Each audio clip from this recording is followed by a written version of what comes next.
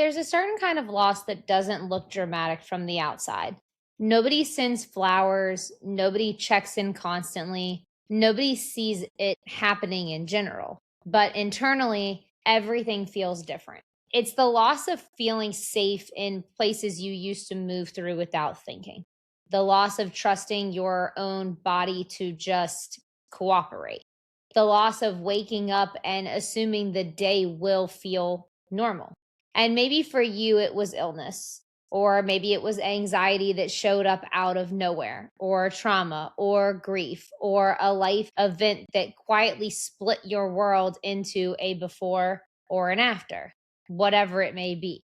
For me, it was sickness. My body went from being something I moved through life with to something I had to monitor, to question, negotiate with. Every sensation suddenly meant something. Every plan had a question mark next to it.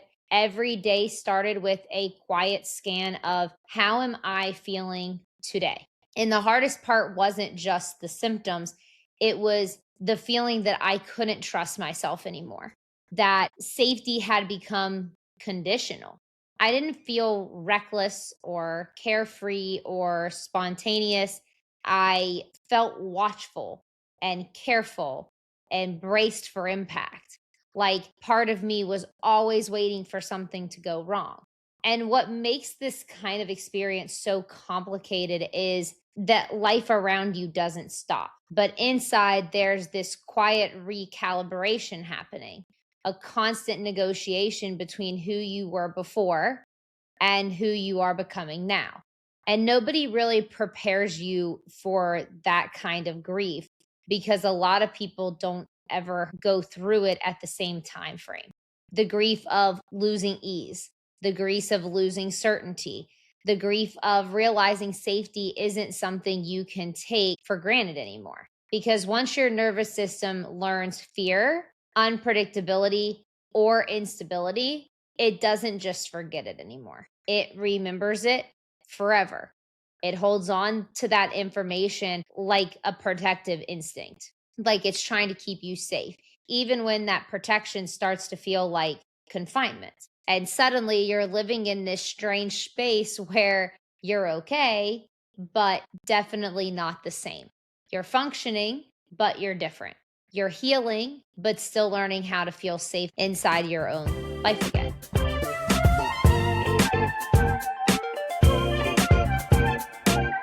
So, welcome back to Chasing Stability. And today we are talking about something I know so many of us are living with on the inside, learning to feel safe again in our own bodies, not finding safety, learning it, rebuilding it, practicing it in those tiny moments after something disrupts the version of life you thought you could rely on. And I want to say this right here at the beginning because I just need you all to know. This isn't an episode from the other side. I'm still living this here with you right now. Still learning how to trust my body, still working on believing I can handle what comes next, still catching myself bracing for impact when nothing is actually going on or is wrong. This episode isn't advice from someone who's done the healing and is completed. It's companionship from someone who's still standing in it with you. So let's start this conversation when safety leaves your life, especially in invisible ways. It doesn't just affect how you feel, right? It changes how you move, how you plan, how you trust, how you exist inside your own skin. And one of the hardest parts is that so much of what you lose no one else can see, which is where I want to really start this whole conversation in this episode, the invisible losses. One of the hardest parts about learning to feel safe again is grieving the things that technically still exist. You didn't lose your life, right? For most of us, at least. You didn't lose your relationships. You didn't lose your future, but you lost the ways those things used to feel and how you expected them to turn out. You lost the ease of saying yes without thinking. You lost the version of yourself that moved through the world without scanning for danger or discomfort or everything going on in your body. You lost the quiet confidence that your body would show up for you the way it always had. And those losses don't get acknowledged very often because from the outside, people see you still functioning very normally. You're still laughing, you're still working, you're still living, you're still going on about your day to day. So the grief becomes very private. It lives in the moments where you hesitate before committing to plans, in the second guessing of sensations that used to just be background noise to you, right? Like you just like kind of write it off. In the awareness that something about your internal world shifted and you can't unshift it. There's grief in realizing spontaneity isn't automatic anymore. Grief in realizing independence now requires a whole nother level of effort. Grief in realizing safety is no longer assumed, it's negotiated. And the confusing part is that you can feel grateful and grieving everything that you lost at the same time. Grateful you're here, grateful you're healing, grateful things aren't worse, but still mourning the version of yourself who didn't have to think this hard about existing. That version of you who just lived. I think invisible losses are some of the most disorienting ones at the same time because they don't come with this clear, like, ending point, and there's no ceremony for them or defined moment that where you can say, like, okay, this part is now over. We can move to the next stage. It's more like a quiet realization that life now has layers it never had before. And learning to feel safe again often starts with allowing yourself to just acknowledge that fact, to say, something did change me, something did take something from me. And it makes sense that I'm still learning how to move through this life and move forward after that, because you can't rebuild safety on top of denied grief. You rebuild it by honoring what feels lost, even if nobody else saw it happen. And for a lot of us, one of the deepest invisible losses isn't external at all, it's internal. It's the loss of trusting the place you live in all of your time, your body itself.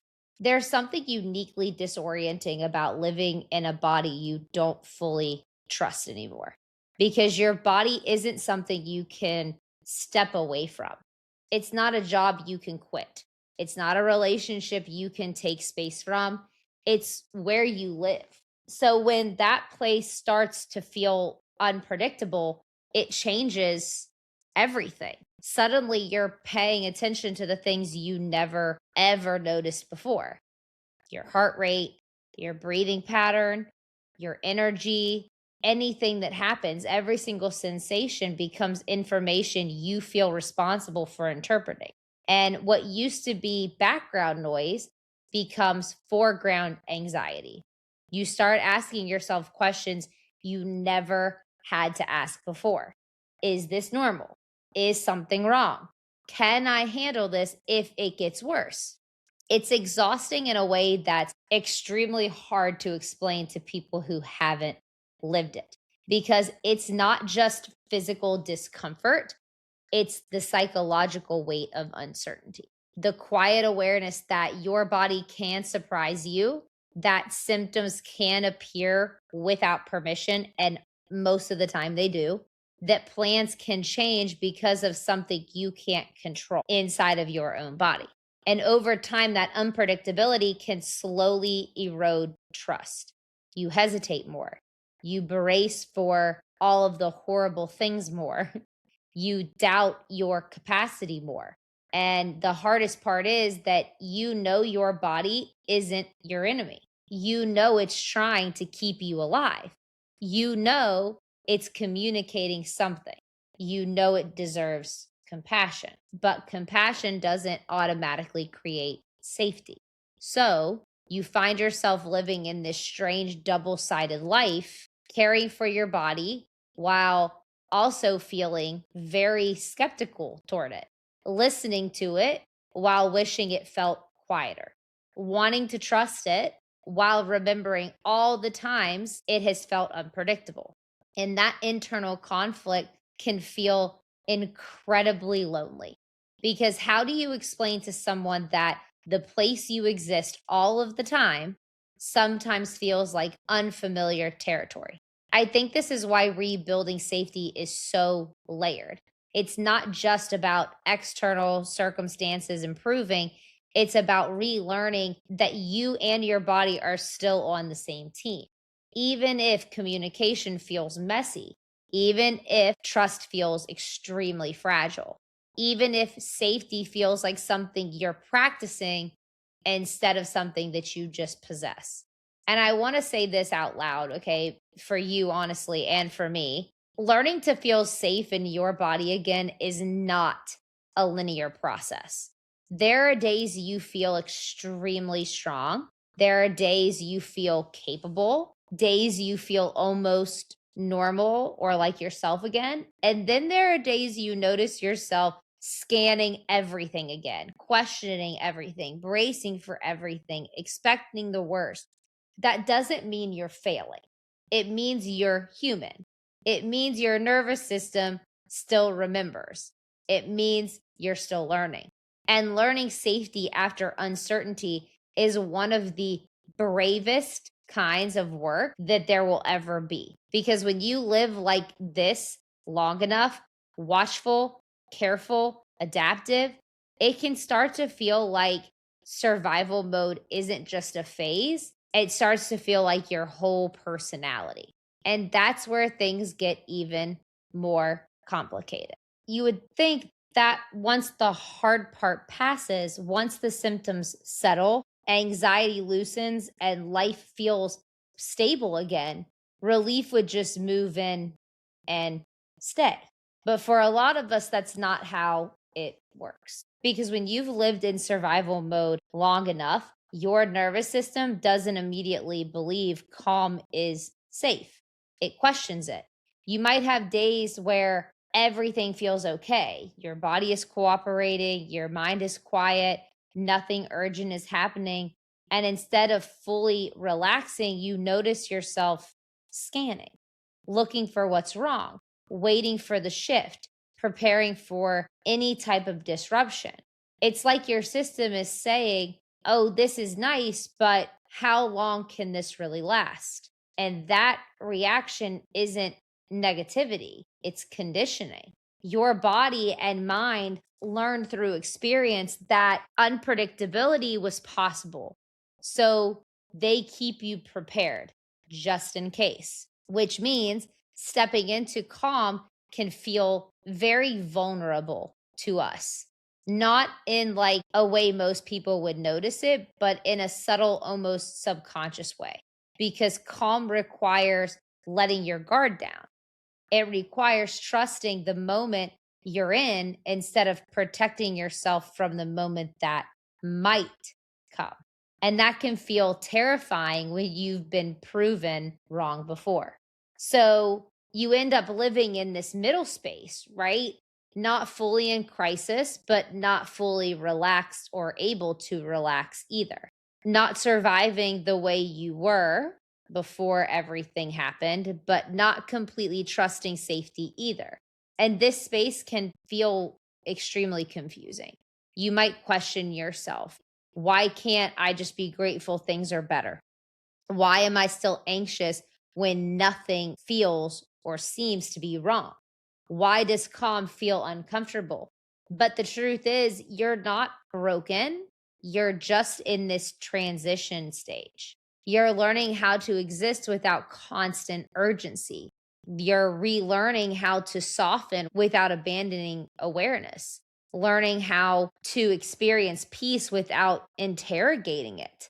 And that's extremely delicate work because it asks you to slowly replace hypervigilance with trust that really hasn't been earned anymore. Not all at once, and it's not forcefully, but it's gradually, right? Through repeated experiences of safety, moments where nothing goes wrong, moments where you handled something that maybe felt like it could go wrong, moments where you realize calm didn't betray you. And over time, those moments accumulate and the trust is rebuilt. One day you notice you've spent an hour and you've truly relaxed, or a day without scanning for danger, or a moment where you felt safe without over analyzing what could happen. And those moments might seem extremely small to someone else, but they're extremely profound to people like us because they're evidence that your system is relearning. Relearning that calm can be real, relearning that safety can exist without constant effort, relearning that life doesn't always require this brace for impact. And that relearning is not a switch, it's a practice, and it has to be practiced a lot. So, if survival mode isn't something you can just turn off, the real question becomes then how do you start feeling safe again while you're still learning? Not someday, not when everything is perfect, but right now in this moment in the middle of all of the healing and the up and down work. Survival mode doesn't switch off overnight, not through big breakthroughs, not through dramatic transformation, but through small anchors. Tiny moments that remind your system right now is okay. Because when safety feels abstract or far away, your nervous system doesn't respond to concepts, it responds to experience. And anchors are experiences. They're the things that gently pull you back into the present when your mind or body drifts into anticipation or fear or, a PTSD almost like memory. Sometimes an anchor is physical. They can be anything like washing your hands in warm water, the feeling of a blanket, feeling your feet on the floor, the weight of your body supported by a chair. Sometimes it's sensory, music that settles you, a familiar smell, sunlight coming through the window, the sound of someone you love on the phone laughing or just talking to you.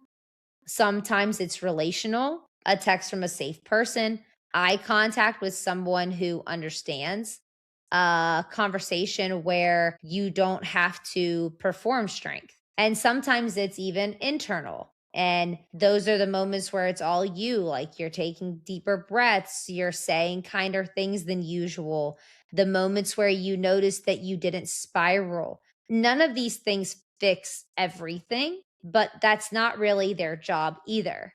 Anchors don't eliminate fear, they interrupt it. They create tiny pockets of regulation inside a system that's still trying to figure it out.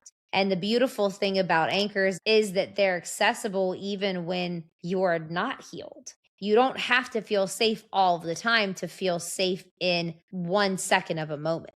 You don't have to trust your future to trust your breath. You don't have to believe everything will be okay to recognize that this second, everything is okay. And those seconds matter because safety isn't rebuilt through declarations or these long things. It's rebuilt through repetition, just like practice, through enough moments where your body experiences those things. Nothing bad happened. That's good. You learned something there. I handled that. Perfect. I'm still here. I'm okay right now. And over time, those moments start to stack up. They create familiarity. They teach your nervous system that safety isn't gone. It's just smaller right now, more subtle, more moment based, more intentional. And I think that realization can be really comforting because it means safety isn't something that you have to find all at once. You can build it piece by piece, moment by moment, and anchor by anchor. And sometimes those anchors aren't just sensory or relational or, all the things that I said before. Sometimes another anchor is spiritual. Sometimes when life feels unfamiliar and unpredictable or fragile, the only thing that still feels extremely steady is your faith. Sometimes the hardest part about learning to feel safe again is realizing that safety isn't something you can fully control. That was a hard one for me to make peace with. That you can rest, that you can regulate, that you can rebuild routines, you can do all of the right things, and still life can surprise you out of nowhere. Bodies change all the time, circumstances shift all the time, feelings can fluctuate. And that's where the anchors alone don't always feel like enough. Because when the ground under your life has completely shifted, where are you going to turn? There's a part of you that knows that shift now, and that awareness can make trust feel risky. This is where faith quietly becomes an anchor of its own, not in like a performative kind of way, not that everything happens for a reason kind of way that can feel extremely dismissive when you're truly hurting, but the quiet kind, the kind that says, I may not understand why this is happening. I may not feel strong today. I may not feel fully safe yet, but I am not alone in this. Faith becomes the space where uncertainty can exist without panic. It's the belief that even when your body feels super unfamiliar, your life feels rearranged and your nervous system is still learning. There is still something steady holding you and everything together. Sometimes faith looks like trusting that your story didn't break, it expanded. Sometimes it looks like believing that your sensitivity isn't weakness, it's awareness. Sometimes it looks like accepting that healing doesn't mean returning to who you were. It means becoming someone who can hold more. And in seasons where everything feels unfamiliar, faith can be the thing that reminds you you don't have to figure everything out all at once. You don't have to feel safe forever to feel safe for a minute or an hour or for the day. You don't have to know the ending to keep walking forward.